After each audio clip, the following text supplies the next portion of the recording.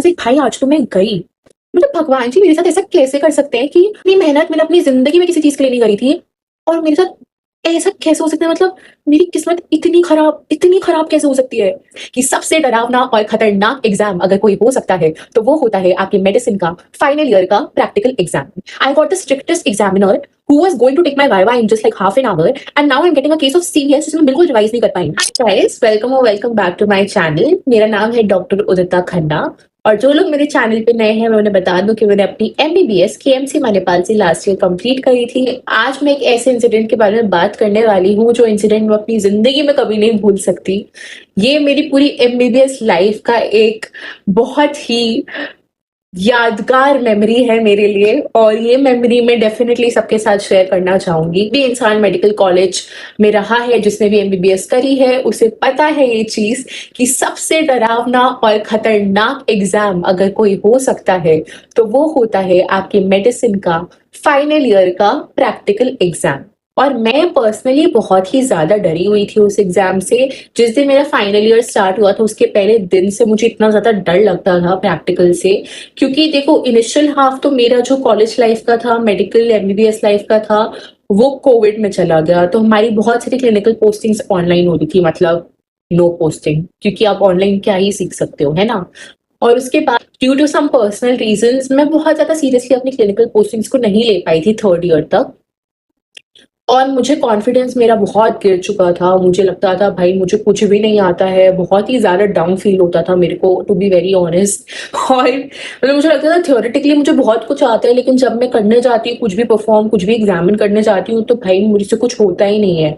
और अगर आप फाइनल ईयर में हैं तो आप कहीं पे भी कोई भी मिल जाए, वार्ड में कोई सीनियर मिल जाए, कोई टीचर मिल जाए, तो वहीं पे वो आपका वाइवा स्टार्ट कर देंगे। और वाइवा में तो आती आती चीजें भी मैं भूल जाती थी, तो मुझे लिटरली ऐसा लगता था कि भाई मेरे को बहुत मेहनत करने की जरूरत है, नहीं तो मैं तो नहीं हो पाऊंगी पास। ठीक है, जबकि ऐसा नहीं है। I was a good student in medical college. मेरी फर्स्ट ईयर में ट्रिपल डिस्टिंक्शन भी आई थी और सेकंड थर्ड ईयर में मेरा थोड़ा सा डिप हो गया था because of a lot of reasons. लेकिन भाई बिकॉज वो डिप हो गया था और क्लिनिकल पोस्टिंग्स भी नहीं अटेंड कर पाई थी सीरियसली, तो मेरा कॉन्फिडेंस बहुत गिर गया था। चाहे मेरी एबिलिटी इतनी कम नहीं थी, लेकिन मेरा कॉन्फिडेंस इतना गिर गया था कि मुझे इतना ज्यादा डर लगता था कि मैं फेल हो जाऊंगी अगर मैंने मेहनत नहीं करी। फाइनल ईयर में तो मैंने बहुत जम के मेहनत करी। मैंने अपने पोस्टिंग्स को बहुत ज्यादा सीरियसली अटेंड करा था। हर रोज मैं सबसे पहले पहुंचती थी, जाके केस लेती थी, मेडिसिन की पोस्टिंग स्पेसिफिकली। ठीक है, और एक बार केस सारा हमारा डिस्कस हो जाता था उस दिन का, तो फिर मैं वार्ड में जाके सारे पेशेंट्स को, जितने भी पेशेंट्स होते थे वार्ड में उस फ्लोर पे, उन्हें जाके मैं उनका केस देखती थी, कौन से सिस्टम का केस है, उन्हें एग्जामिन करती थी। बिकॉज मेन चीज थी एग्जामिनेशन फाइंडिंग्स। थ्योरी तो मतलब बचपन से पढ़ा है, पढ़ने में कोई प्रॉब्लम नहीं है, प्रैक्टिकल में प्रॉब्लम होती थी। पहले तो इनिशियली मुझे कुछ भी नहीं समझ आता था, पर धीरे धीरे करके, क्योंकि यार आप मेडिकल कॉलेज में ना you are all by yourself. ठीक है, आपको कोई स्पून फीड नहीं करेगा, आपको कोई कुछ सिखाएगा नहीं, आपको सीखना आप सीखो, नहीं सीखना आप भाड़ में जाओ, नो बडी केयर्स। बिकॉज हमारे टीचर्स एंड डॉक्टर्स, उनके पास बहुत सारे इंपॉर्टेंट काम है हॉस्पिटल में, वो दे डोंट केयर। तो it's on you, you have to learn if you want to learn, if you don't want to learn nobody cares. So I was very, very into, and I was actually more than being into, I was very scared that, I don't like feeling underconfident about something that I'm giving so much time to, right? And that's the feeling I did not used to like, and I was like, I have to get over it. And उसके लिए मतलब मैंने बहुत मेहनत करी, धीरे धीरे करके मुझे लंग साउंड समझ आने लग गए, मर्मर्स मुझे समझ आने लग गए, मुझे पैल्पेट करके स्प्लीन और लिवर फील होने लग गया, और कोरिलेट करने लग गई सिम्टम्स को और डायग्नोसिस को और ट्रीटमेंट को और अलग अलग सिस्टम्स को मुझे समझ आने लग गई चीजें, मैं आइडेंटिफाई करने लगी। तो धीरे धीरे मेरा कॉन्फिडेंस बढ़ता चला। उसके बाद भी once I was done with my medicine posting, मेरी मेडिसिन पोस्टिंग 2 महीने की थी, उसके बाद भी जो भी मेरी पोस्टिंग होती थी, जैसे ही वो पोस्टिंग खत्म होती, for example I am posted in ortho, अगर मेरी वो पोस्टिंग खत्म हो रही है तो मैं, और मेरे पास टाइम है, लंच ब्रेक से पहले मेरे पास टाइम है हॉस्पिटल में, तो मैं मेडिसिन वार्ड जाती थी। मैं फिर से खोल खोल के देखती थी, अच्छा कौन सा सिस्टम है, इसमें क्या फाइंडिंग्स ऑलरेडी मेंशन्ड है फाइल में, और मैं वही फाइंडिंग्स जो थी वो मैं टैली करती थी, तो उससे मुझे समझ आ जाता था अच्छा ऐसा है। तो मैंने बहुत बहुत मेहनत करी है, मतलब इवन प्री यूनीस और यूनीस के बीच में जो ब्रेक होता है, मैं उसमें घर जाके मुझे पढ़ाई करनी थी। घर जाने से पहले 2-3 दिन मैं सिर्फ हॉस्पिटल में गई और मैंने हर सिस्टम के केसेस लिए, और इतना कोई भी नहीं करता है, पता है।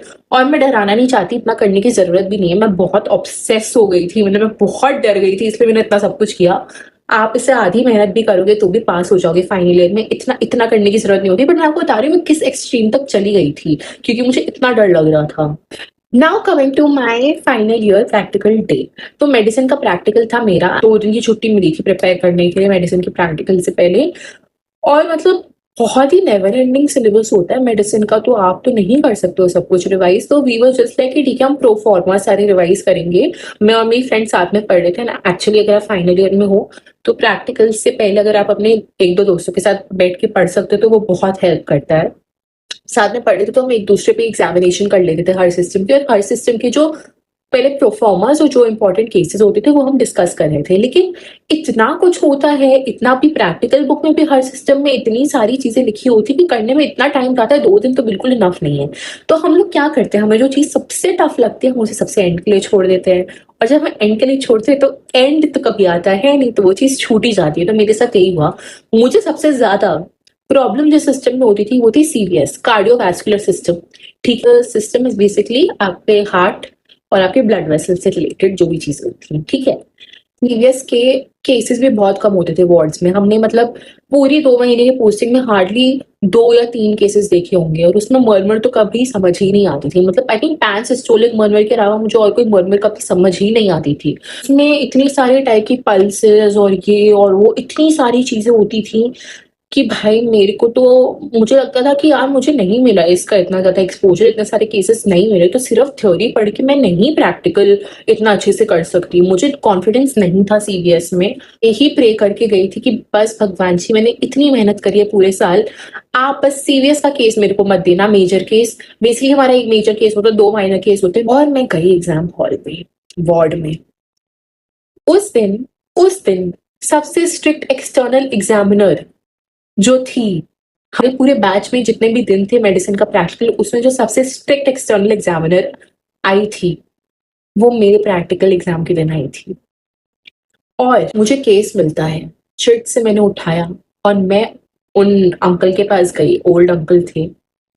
मैं उनके पास गई और उन्होंने मुझे क्या हिस्ट्री देनी शुरू करी। चेस्ट पेन की हिस्ट्री शुरू करी, ब्रेथलेसनेस की उन्होंने मुझे हिस्ट्री देनी स्टार्ट करी, पीएनडी की मुझे हिस्ट्री देनी स्टार्ट करी। और मेरी हालत खराब। मेरी किस्मत इतनी खराब कैसे हो सकती है। ये लगा कि यार out of everything that I could have gotten, I got the strictest examiner who was going to take my viva in just like half an hour, and now I'm getting a case of CVS जिसमें मैं बिल्कुल revise नहीं कर पाई हूँ। Posting से time भी नहीं कर पाई थी, रिवाइज भी नहीं कर पाई। प्रैक्टिकल एग्जामिनेशन में भी इतनी सारी चीजें होती हैं सीवीएस में याद करने के लिए, अगर आप रिवाइज करके नहीं चाहते हो, वो इतना वॉलेटाइल होता है, वो उड़ जाता है, आप कंफ्यूज हो जाते हो। And matlab, it's not enough to perform well in a viva, not studying for it and just relying on your memory and your clinical postings. And I was like, भाई आज तो मैं गई। एंड मुझे ये लगा कि यार मतलब भगवान जी मेरे साथ ऐसा कैसे कर सकते हैं कि इतनी मेहनत मैंने अपनी जिंदगी में किसी चीज के लिए नहीं करी थी, और मेरे साथ ऐसा कैसे हो सकता है। मतलब मेरी किस्मत इतनी खराब कैसे हो सकती है। भाई मतलब मैं मानने को तैयार ही नहीं थी कि यार इतनी मेहनत करने के बाद मेरे साथ इतना बुरा कैसे हो सकता है। मतलब हाउ टाइम सीवियस एंड रेस्पिरेटरी के जो केसेस के जो वो होते हैं ना सिम्टम्स, वो ओवरलैप करते हैं।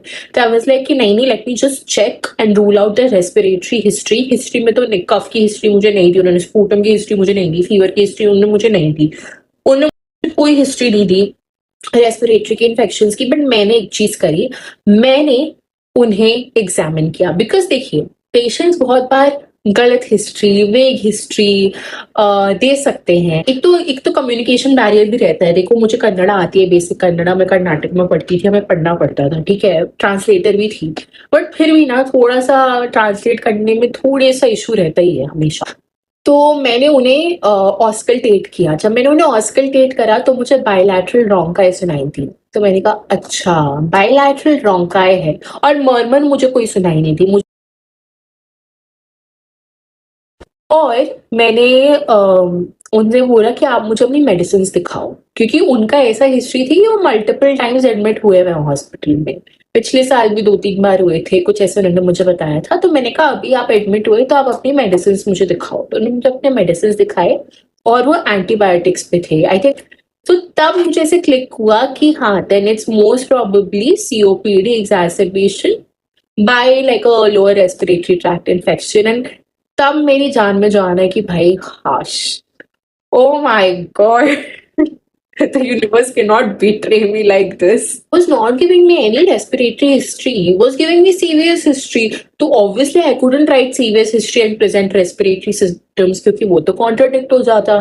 इसीलिए हमारी टीचर्स ने भी हमें ये टिप दिया था। और मैं कोई भी जूनियर को मुझे देख रहा है तो मैं उससे ये टिप देना चाहूंगी कि अगर आपके पास डायग्नोसिस के बारे में आप श्योर हैं, आपने एग्जामिनेशन फाइंडिंग्स देख ली जैसे मेरे केस में हुआ है, पर हिस्ट्री जो है वो मैच नहीं कर रही है, तो आप हिस्ट्री को मॉडिफाई कर सकते हैं अपने डायग्नोसिस को फेवर करने के लिए, क्योंकि किसी के पास इतना टाइम नहीं है कि वो आगे हिस्ट्री को टैली करेगा। एग्जामिनेशन फाइंडिंग्स टैली करेंगे तुम्हारे एग्जामिनर्स, लेकिन हिस्ट्री को टैली करने का मोस्ट प्रॉब्ली किसी के पास टाइम नहीं होता है। तो बस फिर मैंने उस हिस्ट्री को मॉडिफाई कर दिया सीओपीडी एग्जैसर्बेशन, और वो केस तो मैंने बहुत बार प्रेजेंट किया था अपनी पोस्टिंग्स में। वाइवा भी वो सबसे स्ट्रिक्ट टीचर लेने आई थी, एंड वैसे ही भाई वो सबको हड़का रही थी, सबको डांट रही थी, हमें वैसे ही उनसे इतना डर लग रहा था। फिर वो हमारा वाइवा लेने आई, एंड इस प्रेजेंटेशन मेरे हिसाब से डिसेंट गया था, एंड मैं बहुत खुश थी कि थैंक गॉड सीवीएस का केस नहीं आया। सीवीएस का केस आया बट वो मेरे माइनर केस में आया था।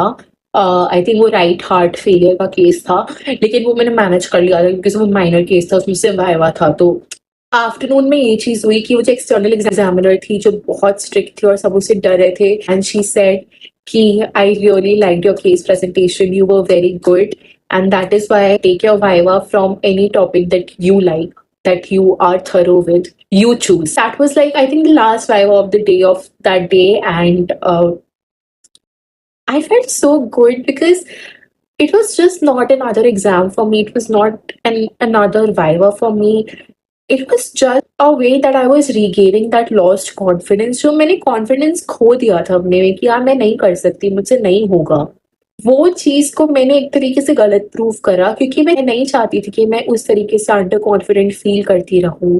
मतलब मुझे अभी भी याद है जब मैं फाइनल ईयर में थी ना, मैं अपने आप को यही बोलती थी कि मुझे डॉक्टर का टाइटल मिलने वाला है, मुझे उसे वर्थ इट बनाना है। मतलब मैं ऐसा नहीं फील करना चाहती। और वो इंसिडेंट, वो मोमेंट मेरी लाइफ में ऐसा था कि लिटरली लग रहा था कि बहुत ही गड़बड़ हो गई आज, लेकिन जैसे तैसे करके वो चीज मैनेज हुई। I did not lose my calm, I did not lose my cool, and I managed it somehow. इसके लिए फाइनल ईयर एग्जाम पे अगर आप भी डरे हुए हो तो आप अकेले नहीं हो, we all been through that.